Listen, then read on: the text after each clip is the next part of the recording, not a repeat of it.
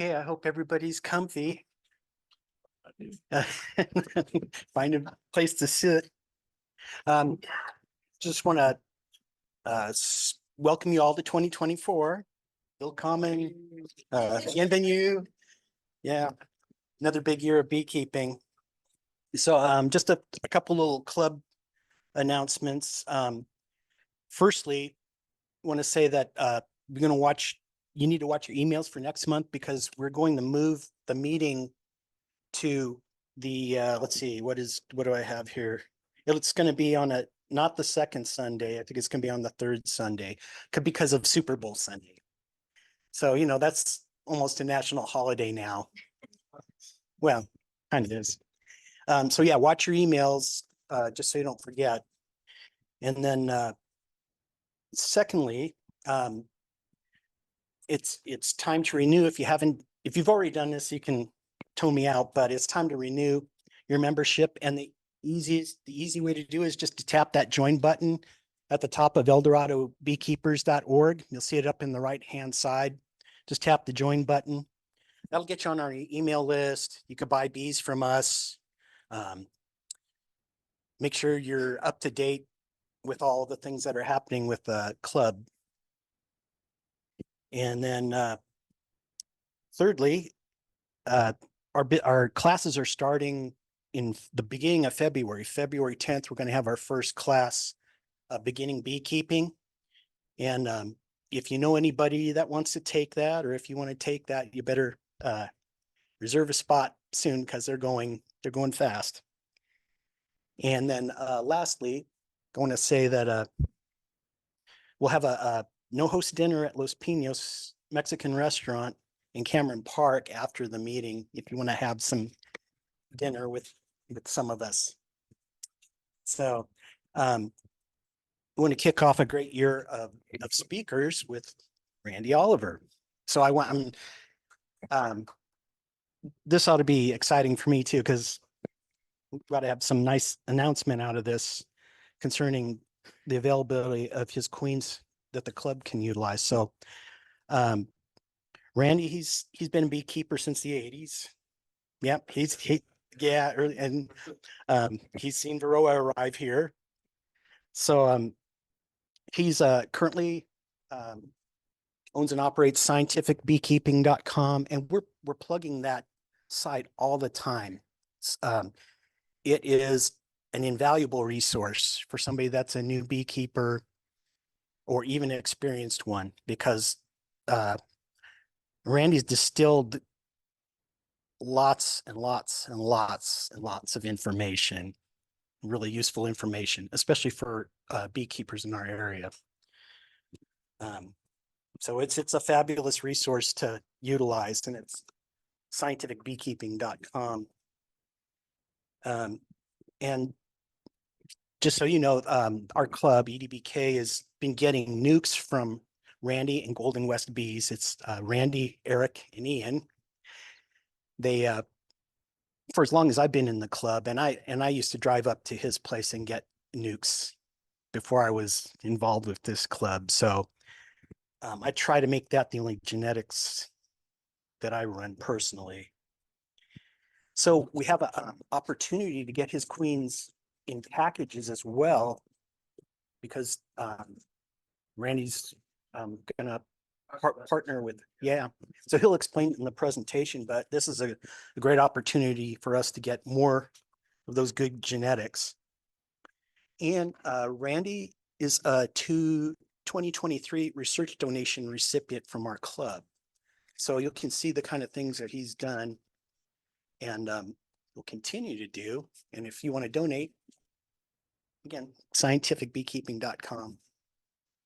So with that, I'm going to turn this over to Randy because I want to hear this presentation too. And we can just clip that on.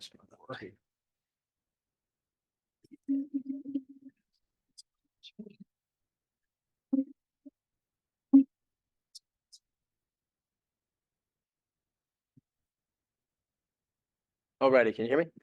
Okay, great. All right. Thank you, Jim. Tim comes up and helps work with my sons sometimes. So he's familiar with our operation. And I'm I'm recovering from a lot of speaking and travel. Just got back from ABF and getting actually since what November I've spoken in Germany, Peru, Chile, Slovenia, England, 3 or 4 states in the United States, Canada, France, and then back another one at ABF conference this last weekend, and I'm getting ready to head off to someplace you're all familiar with, Azerbaijan, and speak to the beekeepers there. And I told them when they asked, I said, you know, most Americans couldn't even tell you where Azerbaijan is located, and I had to look at it myself. It's about halfway between Russia and Europe, next to the Caspian Sea. And then I'm speaking in a week or so, Zoom to the beekeepers in Iran. And he says there might be 5,000 people on the Zoom call. Yeah, so the amazing thing, it just blows me away when I travel to these other countries, how much people follow with the internet now.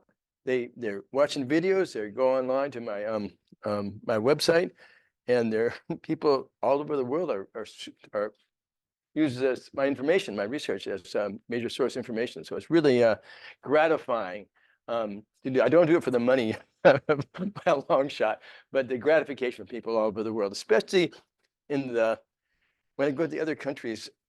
I like them, the dirt beekeepers take me out, the guys who they're feeding their families of what they make on their bees. And it's a really, really tough life for them. And they really are hungry for accurate information. They don't trust what they get from the government. They don't trust what they get online. They want to get stuff that they can really count on. I put this up. I got up my assistant a mink coat. I did that by planning. I was driving home on Christmas morning from my son's house. You know, coming along the road by the dump in Nevada County and pass a little roadkill on the white line. And my brain goes, no, something's wrong, something's wrong. Couldn't identify it, and pull a Yui and went back and picked up this little animal and I go, we don't have mink here. This couldn't be a mink, but no, it was a mink. So, and found out, yes, there are mink in this area, and they're called a cryptic species. Very few people see them, and I've never seen them before. So we're getting, it's still in the freezer. We're going to skin it one of these days. Okay, so let's going on. Let's see, not that one. Let's see, which one? There's another animal, the fisher, that's very similar to it. Yeah. Other than the tails. Yeah. I've seen a fisher once many years ago, American River. Do you have the USB I'll just plugged into it? tap the. No, I'd really like to get this going, or I'll give you one.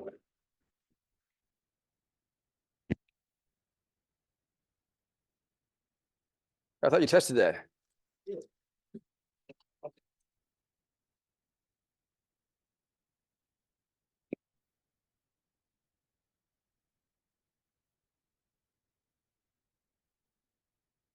Let's shove that in. Oh, you got it? Yes? That was just the threat, but here, I'll take that back then. You always bring extra batteries and extra changers in that just in case. Okay. So let's first talk about managing the mite. And this is my poster child for the treatment-free beekeepers right here. You're dealing with a parasite that is huge relative to their body size. And people who don't manage from varroa are just torturing their bees. It's just, you have an ethical responsibility to the livestock that you keep. And actually to get organic certification, if parasites become a problem, you have to control the parasites to be organic. So if you're a treatment-free beekeeper, you cannot be organically certified because you're not treating for parasites. Okay. So what we have is what's called the Integrated Pest Management Pyramid. And for this is for any kind of livestock or crops. And you start with cultural or biological stock, resistant stocks. For example, at home, I about 25 years ago when I bought my property, I planted about a dozen different cultivars of grapes, table grapes, and found out some of them have problems with mildew every single year, and some never did. So I yanked or top grafted all the ones that are problematic with stock that doesn't have a problem, and I don't have problems now. So that's dealing with the pest, which was the fungus, by the stock. And it's the same thing with livestock. So they just found this out with the sheep in Argentina, saved millions of dollars by breeding stock that's resistant to a worm, parasitic worm there. The next would be physical or mechanical or biotechnical, such as powdered sugar dusting is a mechanical method. If you did heating the hives, which has some effect on varroa, that would be a physical one. And then mainly it's the monitoring of the mite level, and I'll get back to that, where with any pest, you monitor to make sure you aren't approaching an economic threshold for treatment where it starts to do a damage, because you're never going to have a colony with 0 varroa mites. You will never have one. Sometimes I have to do that for research, but it's very difficult to do. So it's just, you want to keep the pest to the low enough level. And with varroa mites,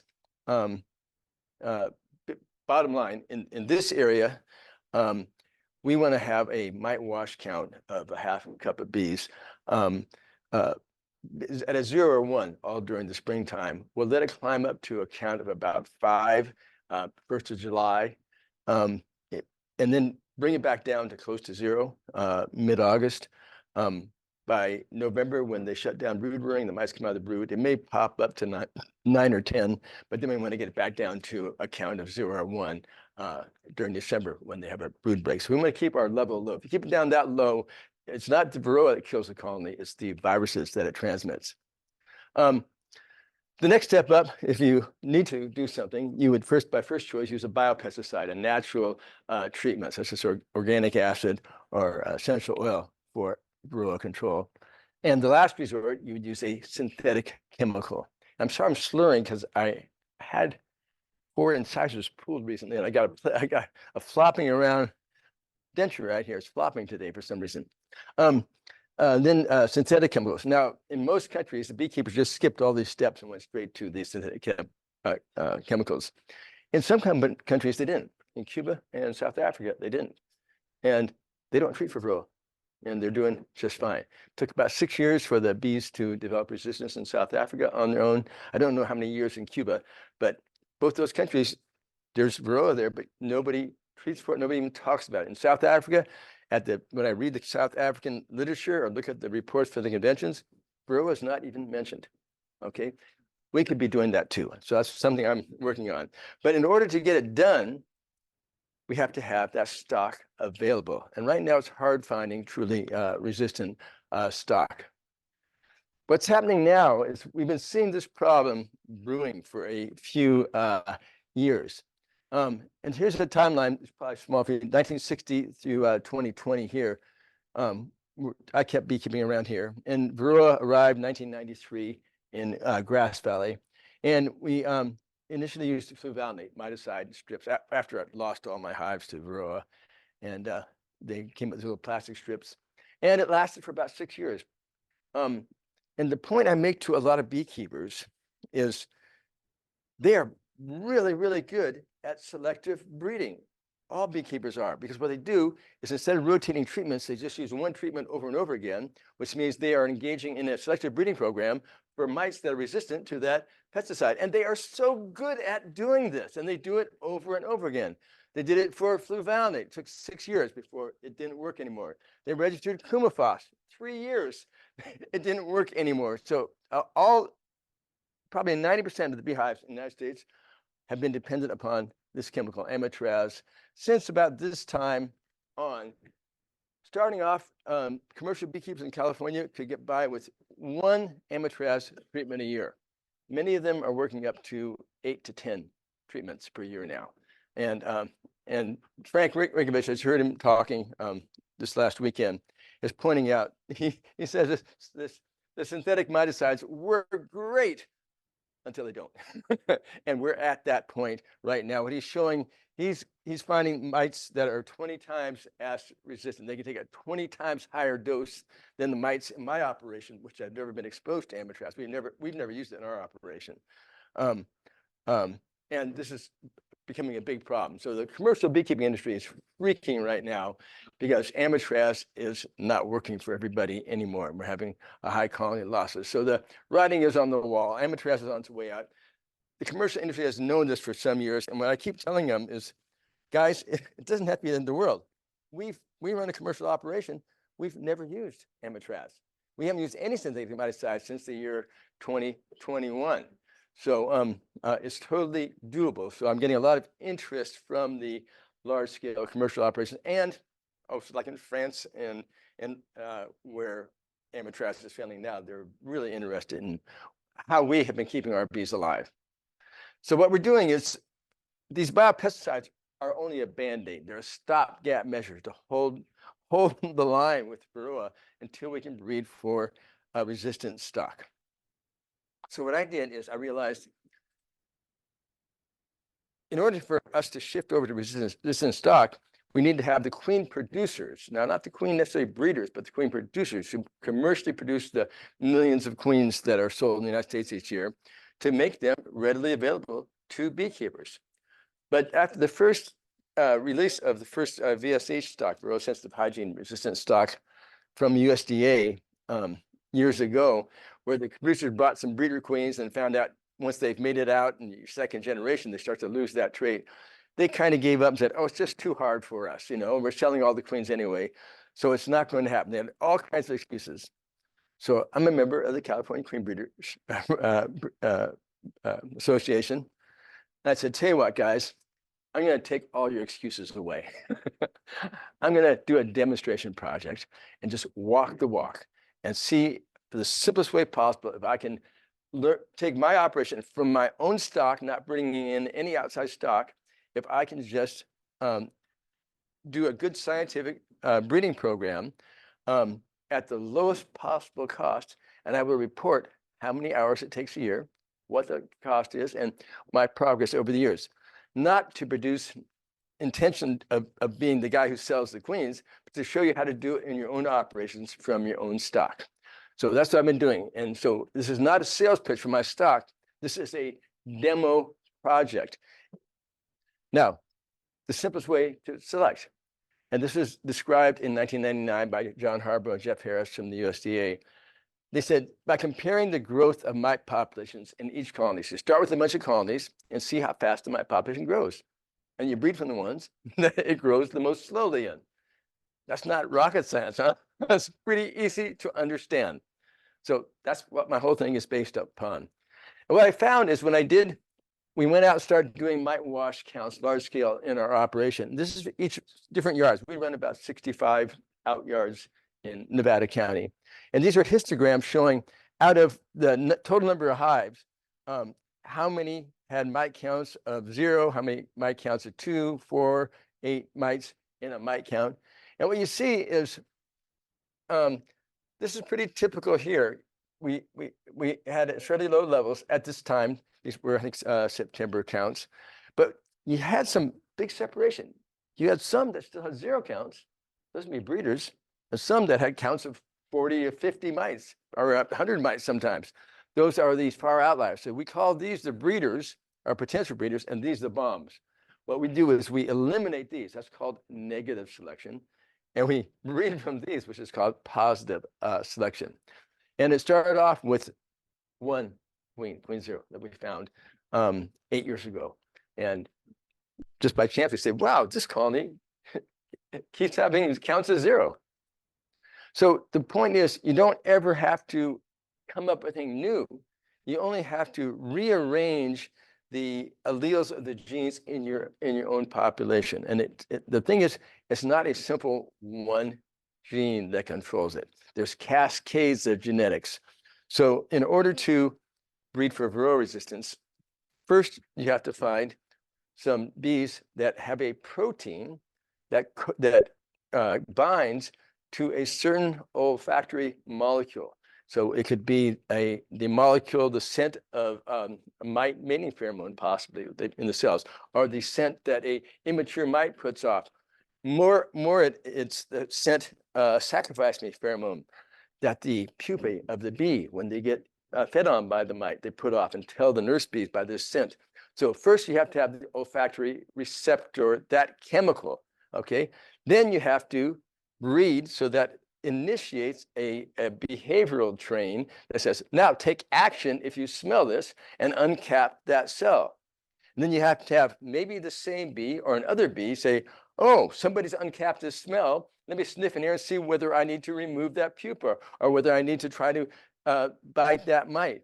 And then, so you have to have all these come together. It doesn't necessarily have to be one bee that does it, but you have to, those traits are out there, but they were rare when varroa arrived, and many of us, our stocks still are rare. But if you select for them, nature just kind of puts them together. So what we do is every spring we make a bunch of nukes. We make about 3,000 nukes every spring. We sell about 1,000 of them, and you guys have been buying them for a number of years. And then we place them out as singles in our various yards, and we grow them up to doubles or triples, whatever. Each one with a new queen every year. We start every nuke with a fresh queen. We do run some of our queens for a year and a half, especially the breeders, and let them mate out, and then we start the varroa race. So you start off with mite counts of close to 0. We give them all an oxalic acid dribble when we make the nukes, and we let the mites then start building up. By midsummer, mites have built up to a high enough level that you can tell. So if you went back in 2 weeks, it'd be too early because it wouldn't even be the daughters of that queen yet. If you only have mite counts of 1s and 0s, you can't do any selection because it's too low. You have to wait till some colonies start getting up to the counts of the 20s or so. Then you can actually, the 0 counts mean something. And then we used to, when we started this program, we'd have to start by early June to do our selection. Now in many of our yards, we're waiting until August before we start getting counts above 0 that we can even do the selection. Now, no queens, no colonies need to die. When we go through these yards, if the colony has a mite count above 1, we just go ahead and say, oh, treat this one. If it's a mite count of 1 or 0, we staple a tag on top, and it's a potential breeder. We write down the date and the mite count. So nobody needs to die from varroa. That's a huge thing. So it's no cost out of you. So we have this very efficient system. We use mechanical agitators, battery-powered agitators, and I've written about this, and I will show you improved cup design because I showed how to make these last year, I believe, here. We can knock these out fast. My sons now, instead of complaining about it, they said, Dad, how soon can we do this? Mite wash every single hive in the operation, 1,500 hives we got to do that, because it found out that the savings in mite treatments we don't need to put on more than covers the labor. Plus, our bees are much, much healthier by doing this. So they are eager to do this. Then what we do is we've already treated the ones that needed it. We come back every month after that and check the potential breeders with the tags on them to see whether their mite count is still down there at 0 or whether it's gone up. If it's gone up, you yank the tag off of there and you treat them. Okay? So the first couple of years, you lost a lot of colonies. We had to take the tags off after the first one and a whole bunch more after the third one. Nowadays, we're not having to take that many of the tags off. So our typical mite buildup, and if you've used my varroa model, it's free download, we would typically, by late August, we'd be up in the 50 to 60 count in a colony that was not resistant if we hadn't treated it.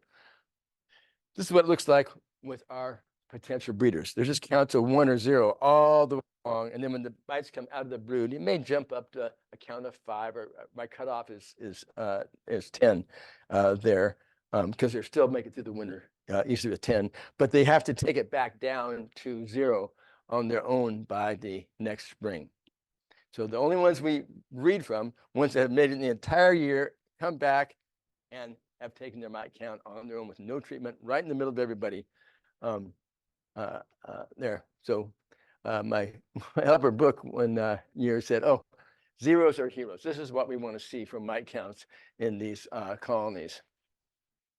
Now people can say, "Oh, well, you're going to get a bunch of spicy bees or bees that make honey." So here I am in August when it's hot. I do about 50 mite washes in the afternoon, and I do my assessment for gentleness. It's a very simple assessment, okay? And if they sting me at all, boom, they're out of the program. Nobody wants hot bees, okay? And they have to be above the yard average for productivity. So, and this is an important point we're going to come around back to in just a little while. They got to be big, strong, productive colonies. So a question people ask is how do they do it? And there's all kinds of terms I am not going to cover right now. I kind of gave you the basic one. What we see, one is biting. And I just talked to Crispin Gibbons, who's in charge of this program. And what he does is this is very tedious.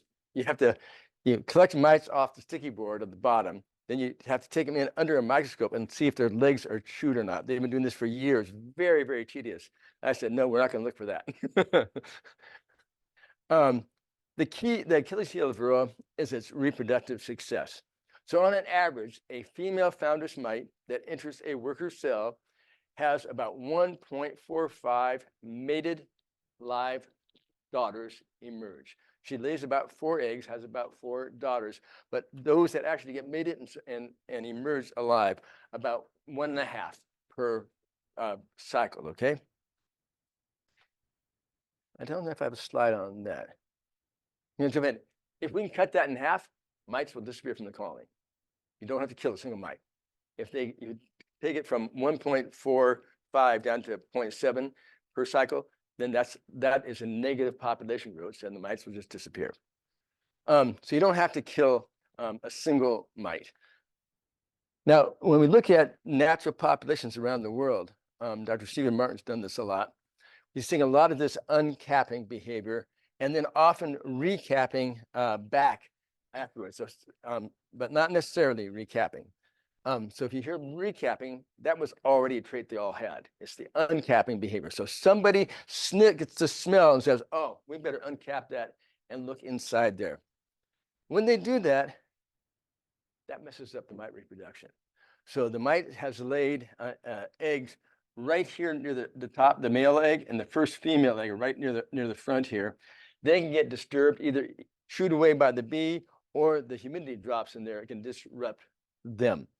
The female mite rarely gets killed, the mother mite, the foundress, but she may just exit the cell and then have to go start another reproductive cycle. But now her egg development is off and all that, so it messes her up. So she can only do a few reproductive cycles. So by just disrupting her, that may be enough to help a lot. Now what we see is when the mite counts are low, we don't see much of this. But if the mite counts come up a little bit, then all of a sudden they kick in gear. They go, holy shit, we're smelling something. And they will start doing this uncapping behavior. We'll see it. And then the mite count will go down and they'll take care of it. Now, one of the things we also do is this recapping behavior. So when they uncap it and chew it off, they may cap it back. So when they first uncap it, the silk cocoon that larva spun is light colored. If they recap it back, it's dark colored, but you can't tell unless you look from the underside. So I figured out this method of using women's bikini wax pads to, we also have a free booth for bikini waxing we fed up too. Anyway, you can put these right over the top of the cappings. If it's a cold day, you hit it with a smoker to warm it slightly, press it down, go zip. And if I thought as I was leaving today, if any of you want to try this or curious, I'd be happy to give you one to try on one of your colonies.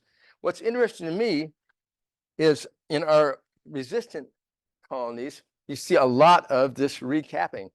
I went to show somebody this last summer, and I said, well, let's look at one of the non-resistant colonies next door. Same amount.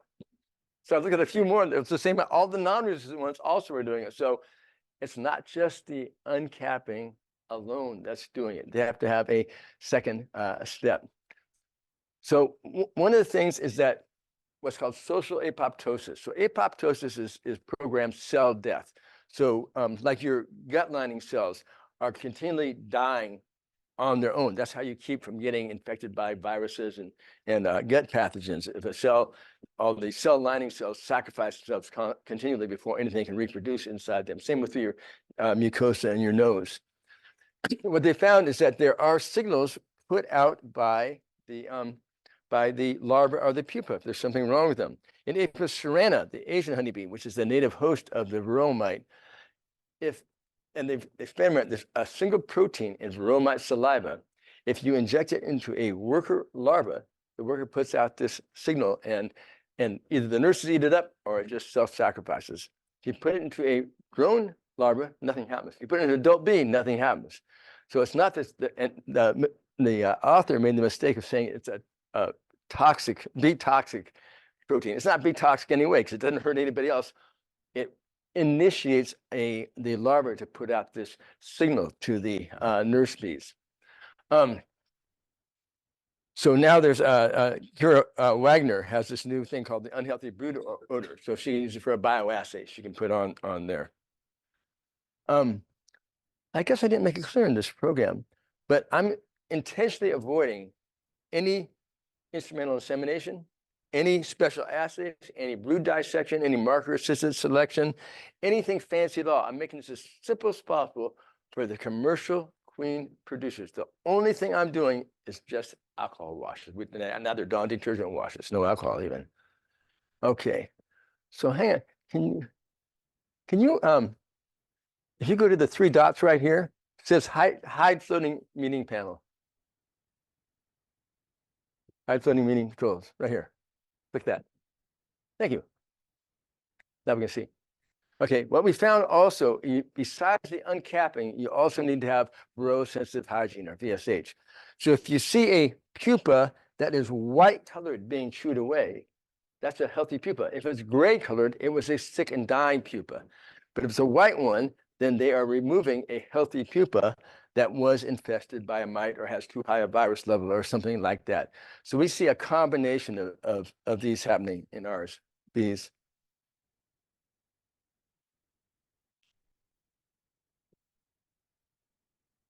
Okay. Oh. Okay, hang on a second. Let me do the, is a laser in the middle? Okay, so it looks like we have enough batteries, so we got a laser. I may have you switching again.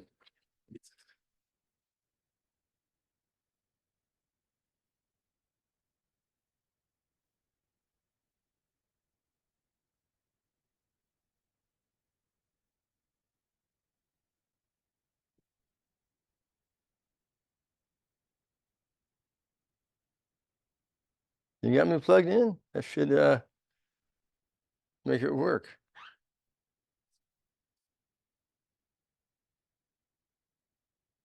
Wow.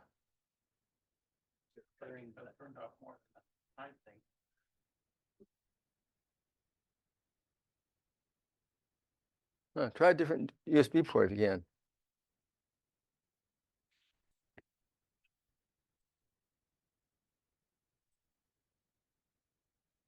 You can pull the this other one out. That's the mic. Oh, that's the mic. Oh, okay. Wow. Okay. So the computer is not friendly. For about a minute and a half ago. It won't go backwards or forwards. Something off up there. Oh, the floating mini controls? Yeah. Yeah, Back. that's normally not, because I do that all the time.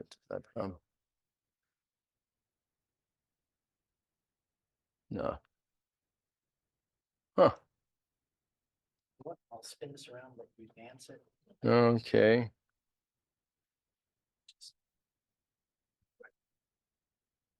Good.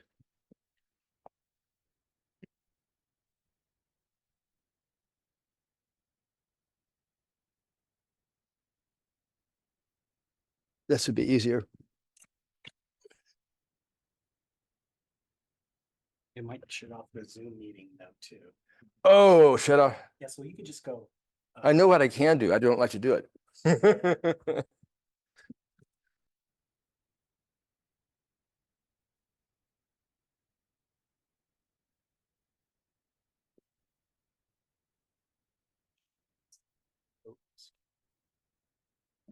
So this logitech just does not want to do it. It usually goes ding when that goes in, and then it immediately works. Wow. I think it just- came off focus. What's that? I think it just came off focus. I wiggle the USB too. Okay. All right. So growth sensitive hygiene. So what we see is the first round of brood that our young queens lay usually is really nice and solid on the cappings like this. But by July or August, it looks like this. So we see a lot more. So this is indicating that they are doing some varroa sensitive hygiene, though we very rarely see them actually chewing it out. But we do notice this pattern we get. So this would be like a 0 count colony in August. This is typical. And you also notice they're not tiny colonies. They're often the biggest colony in the yard. The other thing is they can take the count down. So there's a bunch of mite drift coming in from other colonies in July, count of 2. By August, count of 1. By end of November, when they're supposed to be coming up, count of 0 on their own. We see this happen all the time. So you give them a second chance if their count goes up a little bit. And I found this out when I did a trial of testing some hop guard, and I needed a control group, and I didn't have any untreated control colonies. But I had a yard of a bunch of failed breeders in their second year, where they had been had very low mite counts, but their mite counts were coming up. I said, "Oh, I guess they're not resistant anymore." And I used those as the controls, and their counts had gone up, but without any treatments, they took them back down on their own. So I screwed up the trial because the control group took the counts down on their own. But what they did is when their mite count started coming up, they just suddenly kicked in and did massive uncapping and varroa sensitive hygiene and just cleaned the mites out on their own. So they get to a certain point and they smell it, and that initiates these behaviors. It's very, very interesting seeing how they do it. So a lot of different papers coming out. A number of them are conflicting on these, and we talk about this at high levels. I correspond with most of these authors. So, oh yeah, could you hide this again, please? Because it's cutting off the top of my slides. There you go. There, great. Okay, so we don't know how many different behaviors are involved. In different stocks, it can be different behaviors. We know there's some bee stocks in Norway that actually do molecular warfare against the mites. They actually downregulate some of their genes because the varroa mite does something that you cannot do. Let's just say that I bought a truckload of salmon and I ate no protein other than salmon every day. Now, my body constantly has to renew the protein in my body because it degrades. Would I turn into a salmon? Why not? Why, if the only protein I ate was salmon, would I not turn into a salmon? Go, you guys should all know this. What's that? What do you mean they won't allow it? How does a gene can't not allow something? Break the protein down into the components of the Right, Yeah. because your proteins are digested to the constituent amino acids, and your body reassembles those amino acids into human proteins. So they take salmon proteins, break them down to generic amino acids, and they reassemble them as human proteins. Varroa skips that step. It takes honeybee proteins and puts them straight into their eggs. Okay, that allows them to grow. A female mite can lay an egg about half the size, half her body weight every 30 hours. Okay, and she does that by simply taking the proteins directly from the bees. And I just found this out last couple of days at this ABF convention. They need to get some of those proteins from a bee pupa, and they need to get some of them from an adult bee. So that's why the mite has to come out of the cell, ride on an adult bee for a few days. That also allows their eggs to get fertilized from their matings and then go back in. If they don't get to feed on that adult bee, they can't develop their eggs fully. So very interesting. That's brand new information that has not been published yet. Okay, and we don't know how many different lines of daughters in a colony need to be involved in this. Oh my gosh, try wiggling it one more time.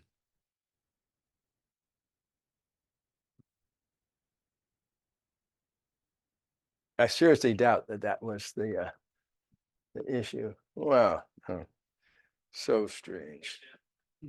Sarah says broken. Yeah. It says it's, might be, both agree, it might be. It's a mouse conflict. This is a mouse. Yeah. USB, so, plug this, by, Yeah.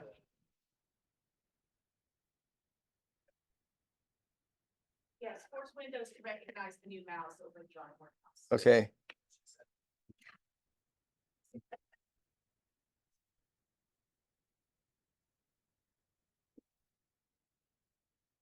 Interesting. Okay. I tell you what, why don't we swap USB ports? I find on my computer that often helps.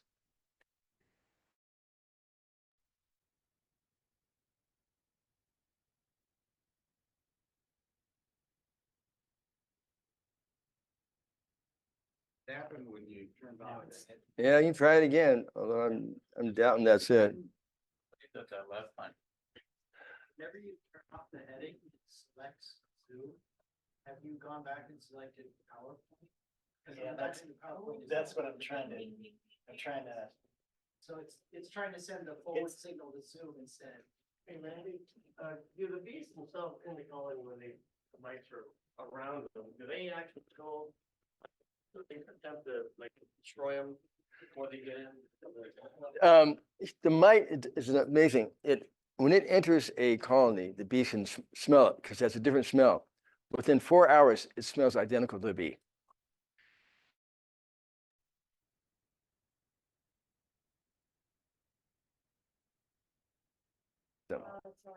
Yeah, so Crispin, in breeding his mite biters, they apparently, you can upregulate that a bit so they can detect the motion. So if a mite lets go, a bee can feel it and will try to attack it. Oh, great. Okay. So progress to date. So let's see, what I found out is, I didn't realize it until last year, we were underestimating our progress. And the reason I found out is because I needed a bunch of hives to do an oxalic acid trial. I needed about 350 hives for a very large scale trial. So I told my sons, I'm going to need, do not treat, when they bring the bees back from almonds, don't kill the second year non-breeders, okay, the ones that were marked as non-breeders, put them into a nuke and let them build up, let the mites build up, so I can do the test on colonies that I know are not mite resistant, because you can't do a test of a miticide on a mite resistant colony. You got it? And they came back in June. They said, "Bad news, Dad. Not enough mites." So they were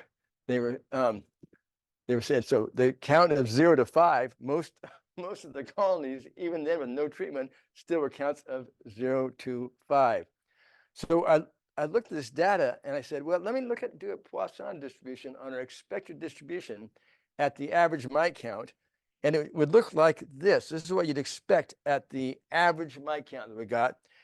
Distribution looks like this, with most of the colonies having, most of the hives having this mid-range of counts of like 15, 25. Well, you can see that's not what we saw at all. The distributions are way skewed to low. What we found out is so like the year before, when they went out to our yards, we typically have like 30 hives in a yard. And they go, God, we just did mite wash the first time hives. They're all zeros. Do we have to mite wash them all to pick out some breeders? And I said, no, just pick out a few of the good ones that are zeros and go ahead and treat the rest. So we were treating a bunch of hives that were resistant, that didn't need treatment, and we just didn't realize we were doing that. So that opened my eyes. Because what I realized, the thing when you're mating out the bees, okay, the people say, well, the drones, the genetics come from their mothers. But where did the mother's genetics come from? From her father and her mother, okay? So when she makes drones, half of her drones come from the genes of the mother's father, and half from the genes of the mother's mother. So that means the genetic diversity of the drone population reflects the diversity of the grandparents' population. Okay, 2 years back. So right here, 2020, when we had a little over 10% of our colonies being resistant, and we're grafting off them, emitting them out to drones who were 99% non-resistant. So that was the problem. We're mating back out with a 2-year lag behind us, diluting the resistance genes, okay? So here's a picture I snapped of a queen being mated with a drone pool right here. And it's very fast. There's the last lucky drone that just made us dying, falling down right there. So what's going to happen now, it's looking like we're going to have over 50% this year. We cross the threshold of our drone pool is going to come from resistant colonies. That's a huge, I get goosebumps just, thinking about it. This is, for a breeder, this is really exciting. Okay, so first thing to keep in mind, there's no such thing as a mite-resistant queen. The queen does nothing. It's her daughters that exhibits the resistant traits, and the daughters are fertilized by the drone. So it's, and we don't know just how many of those lines are necessary. So here's the good news. This spring, this last spring, Ray Oliveras apiaries, was short on bulk bees to stock his nukes. So he called up my son Eric, and he said, "Hey Eric, you got any colonies down there in the almonds getting ready to swarm? Because if you do, we'll go down there and keep them from swarming. We'll shake bees out of them, and we'll pay you to boot. You don't have to do anything." Eric goes, "Wow, that sounds like a good idea. Save us some trouble." He gets a check for $8,000. Goes, "Dad, how cool is that?" Well, it wasn't. It was a lot cooler than we thought, because Ray's sons were on the shaking crew, and they went back to Ray and said, "Dad, Randy's bees are the best looking bees we've seen down here in the almonds this year." So Ray said, "Oh, Randy, how would you like that we start producing some of your queens?" I said, "Well, we don't claim resistance yet. We're just getting towards there." And he goes, "That's okay, because your bees look so good. We'd like to produce some." And he said, I said, "No, Ray, I can only put my name to it if I can control the matings." He goes, "Well, that's the other part of the deal. I buy rights to a 25,000 acre ranch with that we will pull all of our 6 apiaries off of, and you can stock the entire ranch only with your chosen breeder queens for drone mothers." Okay, so I downloaded GPS the ranch is over on the other side of Orland, and I zoomed in close and inspected. I saw all his apiaries. There's no other beekeepers within flight range, so we will be able to control our genetics, our matings for the first time this year. So Ray and I have working on a deal. We're not calling mite resistant yet, but you'll be getting our stock. You have actually probably a good 50% chance of any of them being resistant. So that's really, and here's what I've been, this is one of my original articles. What it takes with 1,000 hives, it took 100 hours, 100 man hours. Is all it takes a year to do this program. So that's something a large commercial producer can easily do, especially when it pays for saving the cost of mite treatments. So we just announced this at the 2 national conventions, and lots of excitement going around. Okay, so we move on to a couple other things here. So we only treat, like I said, with natural treatments, but I'm gonna get onto some. Yeah, let's see. So this is our typical and this would be for you guys, is depending on, we do a split every spring and make an induced brood break, which you guys can also do, and then it costs you a nickel to eliminate the mites from the colony. So early spring, formic acid, or if you want to use synthetic, the amitraz is efficacious then. Then what we're using now is the extended release oxalic acid during the honey flow, which is not approved for use in California yet. And then a thymol treatment in mid-August and oxalic acid dribble at Christmas time. And that's sustainable. We've done that for 20 years. It works very, very well. But you want to make sure you rotate treatments. Otherwise, you're just breeding for resistant mites. So let's see here. This is on my beginners page on my website of what treatments are most appropriate at different times of the year. So our problem is that we don't have enough registered miticides, and they're very restrictive on their labeling. So New Zealand came up, they realized that beekeepers are going to go ahead and treat their hives anyway with off-the-shelf stuff. They said, we don't want to make all the beekeepers outlaws. So they came up with an own use exemption. It says, okay, beekeepers, you're free to use oxalic acid, formic acid, and thymol, however you want. It's not any risk to the environment or to man. So I approached EPA and I said, are you guys, would you be willing to do the same thing? They said, no. So I went back and read the Federal Insecticide, Rodenticide, and Fungicide Act, FIFRA, and spent a lot of hours. I'm not an attorney, but I spent a lot of time reading law now. And I found the section 136A says, to the extent necessary to prevent unreasonable adverse effects on the environment, that's a key words, the administrator of the EPA may, not shall, but may by regulation limit the distribution, sale, or use, another key word, of in any state of any pesticide that is not registered. Okay, but they can only do that if it's necessary to prevent unreasonable adverse effects on the environment. The EPA has already published the pesticide oxalic acid will not result in unreasonable adverse effects to the human health or the environment. And I said, wow, then that means you don't have authority to regulate it. And I sent them a letter back in July, and they choked on it for quite a while. And so finally I get a call from the administrator of the Environmental Protection Agency saying, let's have a Zoom meeting. So we've had several Zoom meetings since then. And they chose to, 3 days ago, release I published that we've just freed ourselves from our shackles at the federal level, but not the state level yet, okay? So EPA just published this that says, they've been made aware that beekeepers are purchasing substances containing pesticide active ingredient site, so oxalic acid, amitraz, formic acid, thymol, that are not registered. Well, they've known that for a long, long time. So they're saying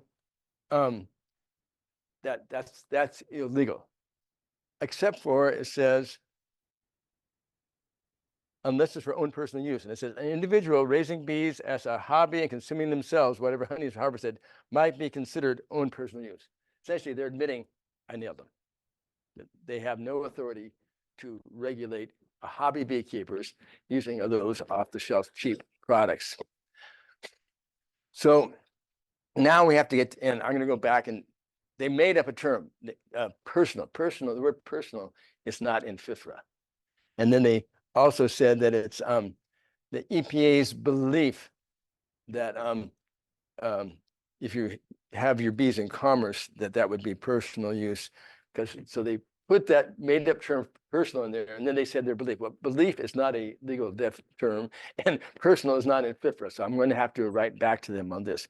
But at this point, we can now go to the state. So I just yesterday read, and it's really, really hard to find the law for California pesticide regulation, but I found this. This is for the state of California. The director, by regulation, may exempt from all or part of the requirements of this division a pesticide that is determined to be of character unnecessary to be subject to the act, which means that if it doesn't present an unreasonable risk to man and the environment, they can say, oh, well, we're free to do it. So this is going to be my next letter to the Department of Pesticide Regulation, which I get along fine with. In fact, today I just filed, I take out experimental use research authorizations every year. I filed my reports this morning on that. So this is Randy wearing a lawyer's hat for challenging these guys. Okay, so back to practical. Last time I was here, I talked about easy making a mite wash cup, and I said only put 6 or 7 holes in the bottom. We've done more testing and found out when you put the bees in the cups, it changes the dynamics of the water movement a lot. So actually, we do now put all the holes like this on the bottom, and these work much faster draining out, and these work great. We get 99% recovery of the mites with these holes. So if you saw it last year, how to make these, you can make them with holes all the way across the bottom. They fit about 35 holes. And I got a helper. I'm saying, oh God, if we can make a punch won't work, but if we make a heated one, we may be able to mass produce these and just sell them super, super cheap. Then the second thing is super cheap. I was talking to my local club last month and said, hey, I'd be happy to give you guys oxalic acid. Oh, let me first show you some data. From the data first. Okay, for putting on oxalic acid dribble, we use a garden sprayer. We do a lot of them, but hobbyists often try using the 60 milliliter syringe. How many of you have tried using it, putting on with a syringe? Okay, was it a total pain in the butt? Yeah, it's like impossible to put on a syringe. So I realized you can take a off-the-shelf lab mite wash, lab wash bottle, and they also use it for tattoo parlors. If you just cut a 1/16 of an inch off the end, you get a nice, this is just water, a nice stream like this. So you want to be able to put on, measure 1 milliliter. So by cutting it to that size, you can test. You want to put 5 milliliters on per seam of bee. So you want to, right along here, lay 5 milliliter seam down. So you simply take a teaspoon. A teaspoon is 5 milliliters. You want it to come out at the rate of 1 per second. How do you count a second? Okay, we'll do 1,001. Ready? 1,001. 5 milliliters. So you can calibrate yourself very easy. Just get your timing. You go 1,001. So I got to just do it about that rate. Okay. So if I just go 1,001, 1,001, 1,001, that rate, 1,001, 5 milliliters exactly. Got it? Okay. So at our club, I said, these are kind of a pain, expensive to buy one at a time. How many of you guys like me to buy a bunch and just cheap? I can get them $2 a piece. And a bunch of hands went up, and so I filled them up and gave them all out, but I have a few left over. So if anybody wants one at break, you can come up and you grab a lid, pop this tube on, you screw it together. So you have 3 pieces in total. And when you get home, in fact, just hand it to me and I'll cut it off the right amount for you. Okay, so at break, you want one? Give me $2 and you have them. Okay. Okay. The second thing is on the label, the dribble is with a 1-to-1 sugar solution. The problem is when you use 1-to-1 sugar solution, the bees tend to eat it because they like to taste the sugar. So we switched over to using a glycerin in water solution instead. And when we first started using this a few years ago, since we're using 1-to-1 sugar, I did 40% glycerin. But then I found out since then on my cage trials, bees don't like being dribbled with glycerin solution. They wet down and they don't feed for a day. So I thought, well, I'm probably too high. So I tested.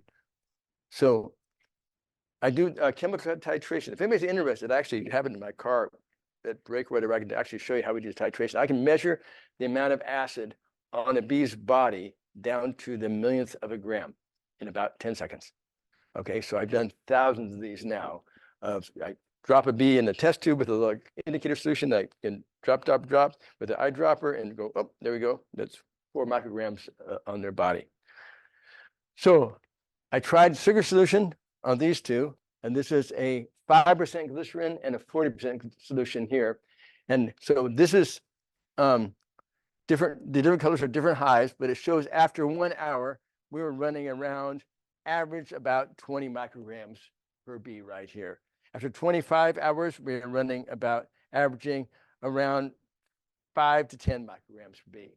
Okay, with the glycerin, it didn't make any difference if I used a 5% or a 40%. And actually, I was averaging about 30 micrograms, better than with sugar here. And down here, averaging about 20, way better than the sugar. So the glycerin solution, even at only 5%, actually works better than the sugar solution. And then when I did an actual testing to see mite reduction, we only had a very, we have 1,500 hives. I couldn't find any that had enough mice to test. So I had some nukes left over from a trial. So I tested those, but we got 100% mite control with either the 5% on most of them, and down to 85% in these nukes. So the 5% worked as well as 40%. So we now use a 5% solution. Oh man, I didn't put it in there. Okay, on my, if you just Google oxalic acid treatment table, I have a chart that says how to mix it up, how much oxalic acid, how many glycerin. Scientific beekeeping. Yeah.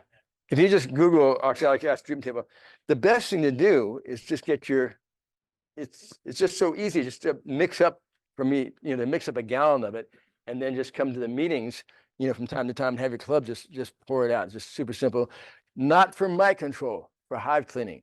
It's illegal to distribute it for mite control. Okay, it's legal, completely legal to use wood bleach for cleaning your hive. That's totally legal. Just make sure you don't say the wrong things if there's anybody's uniform standing around. Okay, and let's see. Okay, how about time? Do I have time for one more thing? Yeah, we got 10 minutes. Okay, so last year I did a trial trying to improve thymol applications. So we've used Apiguard for many years, and I've tested these other ones also. There's different thymol applications, and sometimes the bees will propolize over a thymol application, especially if there's any oil in it. Sometimes, other times, they'll build a cup. They will completely enclose it in a cup of propolis and not touch the pad at all. They leave an airspace between. It's really cool. You open it up, and it's a hollow cup of propolis with the thymol vapors trapped inside. So all these treatments give about a 12-gram dose of thymol, and have to be repeated at least once, sometimes twice, depending on the brand name. But 12 grams is your dose, what a colony can tolerate. But it also tends, even at that amount, to shut down brood rearing, and some pupae may be pulled out. So I tried a new way of dissolving thymol into alcohol and putting it into half-inch thick acoustic soundboard, the stuff you put behind sheetrock to keep sound from going through to the studs. It's just inert cellulose. So I tried 12 grams, and the bees didn't even notice it in the hive. But we didn't get very good mite control. So this is 100% mite control, but mite control wasn't, in this range for 50 to 100%. So not that good. So I said, well, bees at 5, so I put 24 grams in. We got much better mite control, and the bees still did fine with it. So I did 36 grams. We got really good mite control, and 48 grams completed mite control. So it looks like the sweet spot would be about 40 grams of thymol. So this last year, I did 40 grams, 4 blocks, each with 10 grams of thymol in it. Put in August, 95-degree weather, in an 1.5-inch rim on top of double deeps. Now, these can be put in between the boxes, but you'd have to use a little bit lower dose down there. So we just put it on, we have these rims, so we put it right on top in hot weather. So full hot weather treatment with thymol. 40 grams. If I put 40 grams of Apiguard in there, it would blow all the bees out of the hive and kill all the brood. Okay? Now, what the bees did, in most colonies, they tended to move out of, they stopped rearing brood in the upper brood chamber, but continued down below. And they, as the brood emerged, they just backfilled it with honey there, which is what I want to do in the winter, in the summertime, late summer. I want to get them down to the bottom box anyway. So this could be used as a treatment, not for varroa, but to move your bees to the bottom box, which is legal. Okay? Some colonies completely ignored them being there. Here's the 4 blocks right here. Does that colony look like it was bothered? No, they just built the comb right there and brood right up to the treatments. Okay, most moved them down. What was interesting, in a number of colonies, the queen laid eggs in all the cells in the upper box, and every day you go back, there's never a larva. The nurse bees wouldn't feed them. Queen laid the eggs. Nurse bees would, I guess, consume them, but they never wouldn't raise eggs, larvae for about 2 weeks in the upper box. But when it go down to the bottom box, there was unbroken brood rearing in every colony. So the colonies, some colonies avoided the upper box, some didn't, but all colonies, there was never a break in the brood rearing, despite putting 40 grams of thymol on this hive. Let's see, I have to get set. Oh, and here's Corinne here. So day 21, we went ahead and we did mite wash on the hives. This is typical in the upper box. By that time, they had moved back in there. Now, look at this right here. What's this tell you right here about what happened? This is day 21 after putting them in.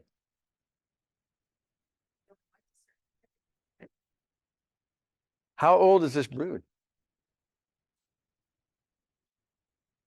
Okay, brood doesn't get capped until 8 days after the egg is laid. So that means this is a minimum of, those eggs were laid a minimum 8 days before we did this. Okay, so they were full on in the upper box back, so we're at 3 weeks. Okay, so they were at 2 weeks and 6 days for sure, minimum back in the upper box there. So this is very, very typical of them. Despite, you can see there's 40 grams of thymol up there. So it's really easy on the bees. Now, many beekeepers, they call them beekeepers, but they're really obviously just wanting to raise varroa mites because they keep sacrificing their bees in order to raise varroa mites. So if you are a varroa keeper, I got some bad news for you, okay? The starting mite count is the blue column. The ending mite count is the red column.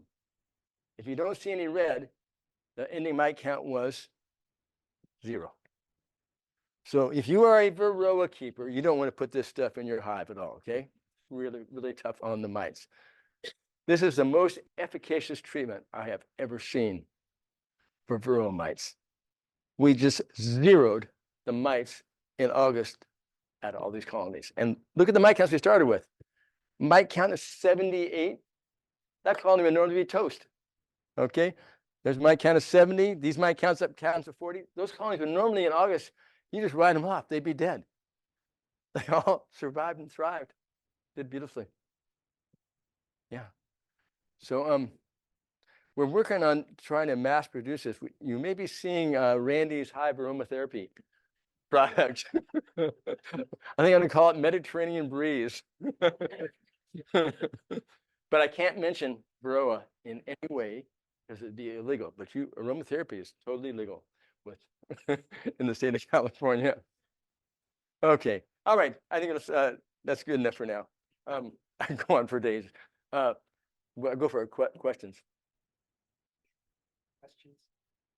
Let's see. Hey, somebody asked in the chat window where you get the hoodie that you have on. You'd have to ask my son.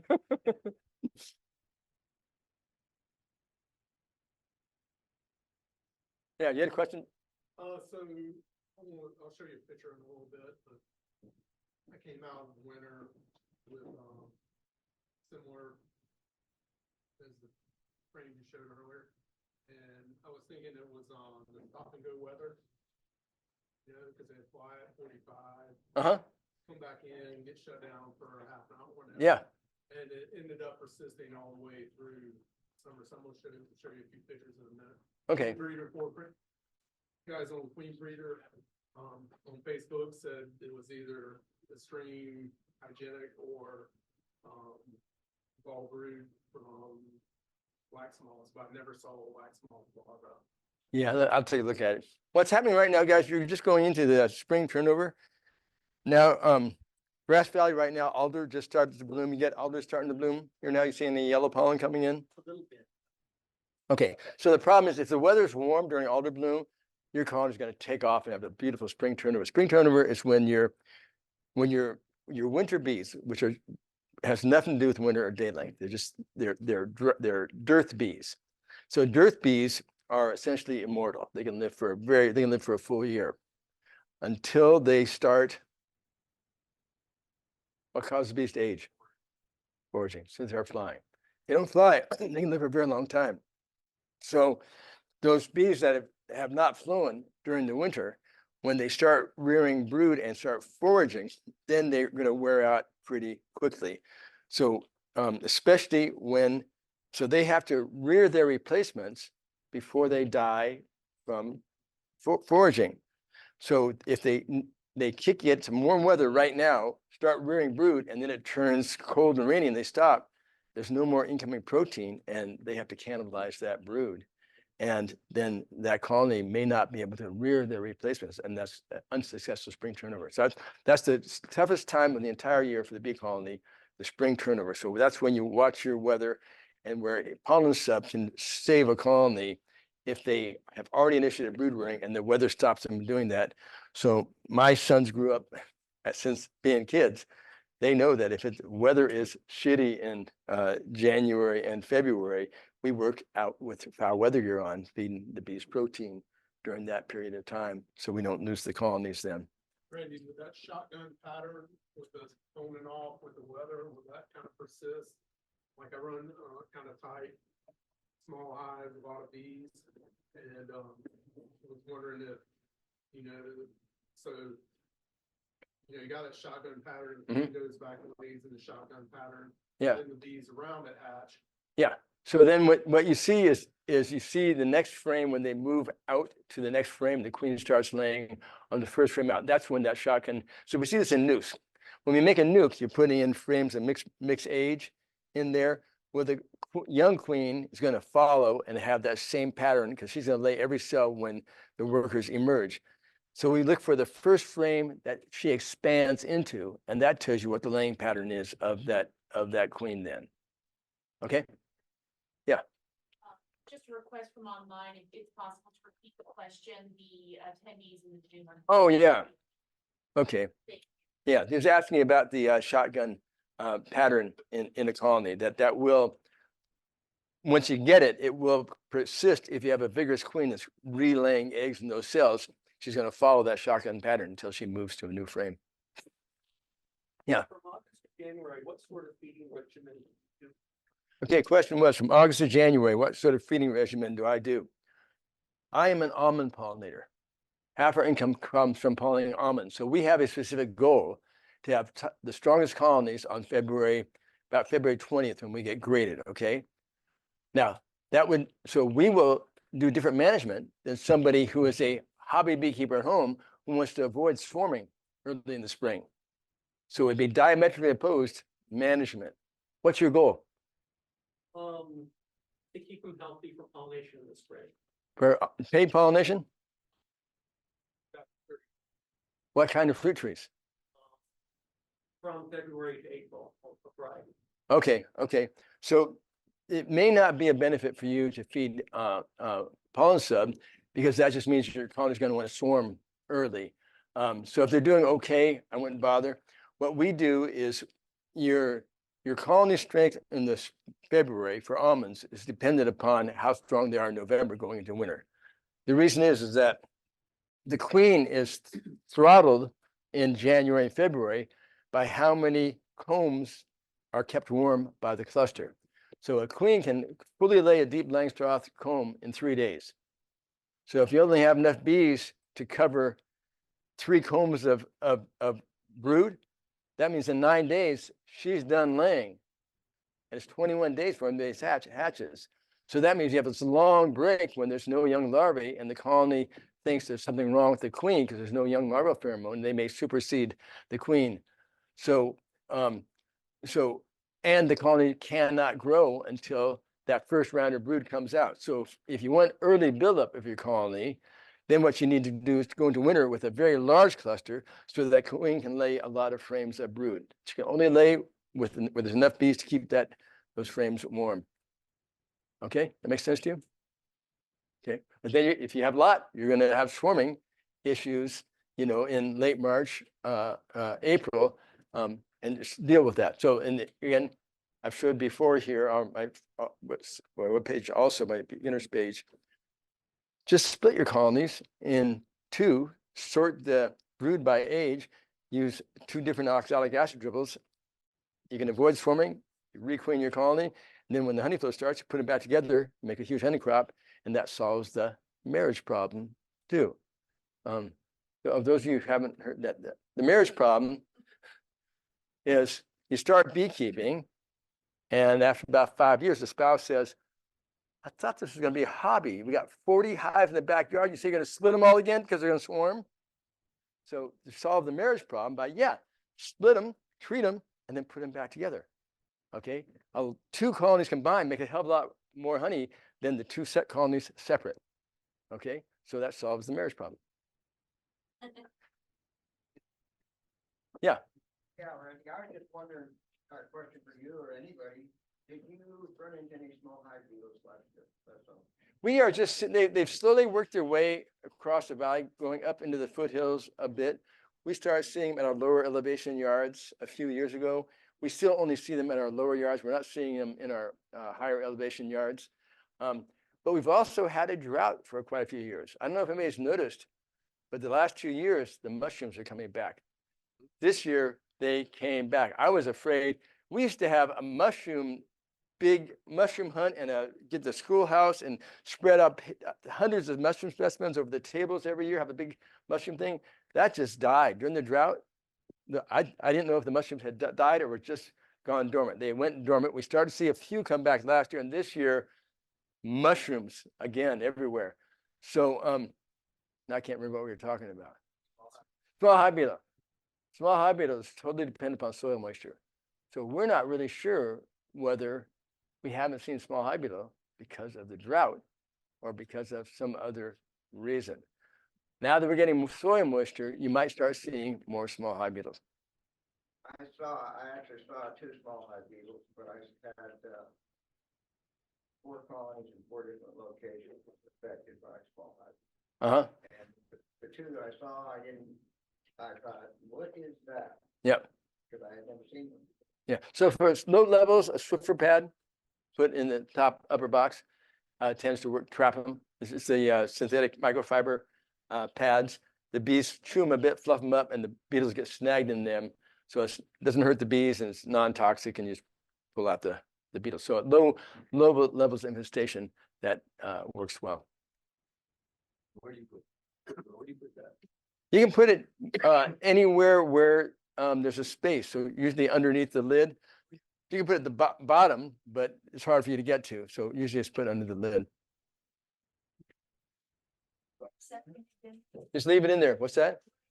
The Swiffer pads, the blue pads, kitchen cleaning pads, but it's the synthetic ones, not the Swedish sponges, but the synthetic ones. Yeah, so there is a question about microfibers then in your honey. That's something for you to decide. Yeah, question.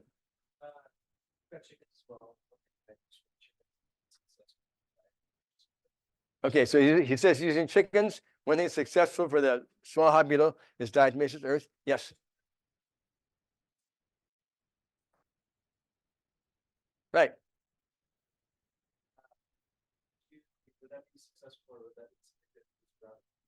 Okay, so diatomaceous earth works on any insects. What it does is abrasive, and it breaks their cuticles, so they desiccate. It does the same thing for the bees. It will kill the bees. But if you put it into a trap with a screen where the small hive beetles fall through onto the diatomaceous earth, then it is very efficacious, and many people do use it in traps. The other thing they often will use is mineral oil or another liquid. And I don't know why, but there was a study done years ago that said propylene glycol, which is food grade, relatively inexpensive, not ethylene glycol, that's for antifreeze, that's toxic. propylene glycol tastes like sugar and is food safe. And that works very well for drowning the small hive beetles too. That's what replace the swifters that you mentioned before. You'd have to put a trap in there that is monitored. The Swiffer pads for low levels, because they're so easy, they don't fill up, there's no trapping, there's no having to clean them out or remove them. You just pull the pad after a while and put a new one in.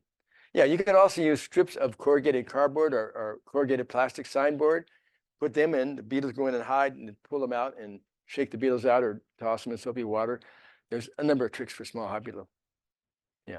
Yeah, at our low levels that we have here. You get to higher levels, it's a different thing. All good questions, guys. Actually two, one is the efficacy difference between the dribble and the vaporization oxalic. Dribble I haven't done an actual efficacy test, but I've done a lot of titrations. And titration wise, you get more on the bees with the dribble than you do with the vaporization. And the vaporization, the label rate is 1 gram per brood chamber, which is inadequate. It takes around 3 to 4 grams per brood chamber for to get much efficacious. With the vaporization, if there's any brood in the colony, it's going to take you typically about 7 vaporizations to bring the mite level way down. The other question was about the physical eradication. The bee gym, you know anything about that? Okay, physical eradication, I'm repeating the question, of varroa. A hammer works very well. Okay, keep your fingers clear. And the bee gym, I have spoken with the manufacturer and said, hey, it's really pretty easy for me to do a test on that. You just put a sticky board underneath it and see if you get extra drop. Haven't got much feedback on that. So if you want to test it out, I'll tell you how to set up a good trial and you let us all know. You know, there's a lot of things being marketed to beekeepers. And when I walk in, I go to a lot of conventions and all the vendors are there. And I walk in and they catch my eye and I smile and they go, because they know what I'm going to ask them. Where's your hard data?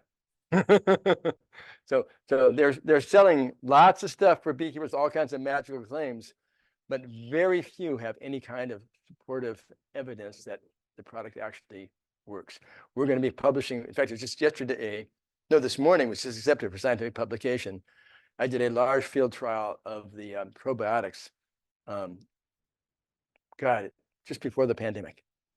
And froze a lot of samples and been having them. I paid $8,000 to have them analyzed by the USDA bee lab, metagenomic analysis, to see if there's any benefit to the bees or against pathogens or for recovery from antibiotic treatment. And we found out there was answers were resounding no to all of those. So that just got accepted for scientific publication, be published in scientific reports coming up. So that was a big project I did. You're talking about all the supplements. Just ask for data.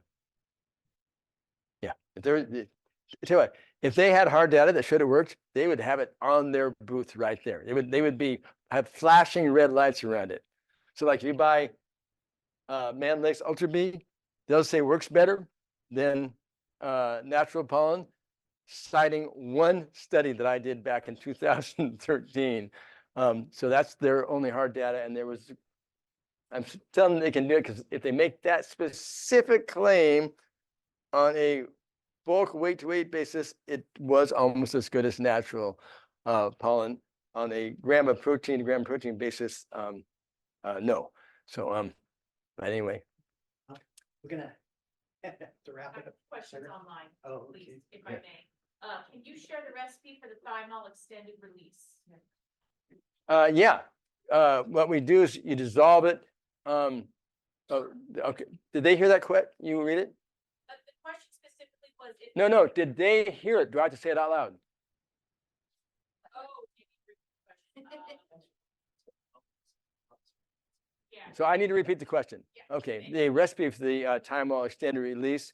I dissolved the thymol at the rate of 1 gram of thymol to 1 milliliter of pure alcohol, 99% alcohol. ethanol or isopropyl alcohol. So that makes a saturated solution. And then I cut the blocks to the right size. And depending upon the soundboard that you use, the wood fiber one that's readily available here in California from the hardware stores or lumber yards, a 1 inch by 4 inch block absorbs 10. It absorbs enough alcohol and thymol that when the alcohol evaporates off, you got 10 grams of thymol in that block, a 1 inch by 4 inch block for 10. I'll be publishing all this fairly soon. You let the alcohol evaporate out for about an hour. The very little thymol evaporates. Even if you heat it, very little thymol evaporates. People are under the illusion that thymol is volatile, and that's totally an illusion. Thymol very low volatility. So the alcohol will all evaporate away before almost any of the thymol will evaporate away. And then once it's evaporated away, you can put them in a Ziploc bag and then use them at your will. What time? We tested it. It's very efficacious. Question, what time of year? We tested it in hot weather in August. I tried some, then I waited till November when it was cooler, some colonies in the shade intentionally, and not as efficacious in the rim. So you would have to put it down lower in the colony between the brood chambers, but I don't have data yet on how much to use at different temperatures. So let's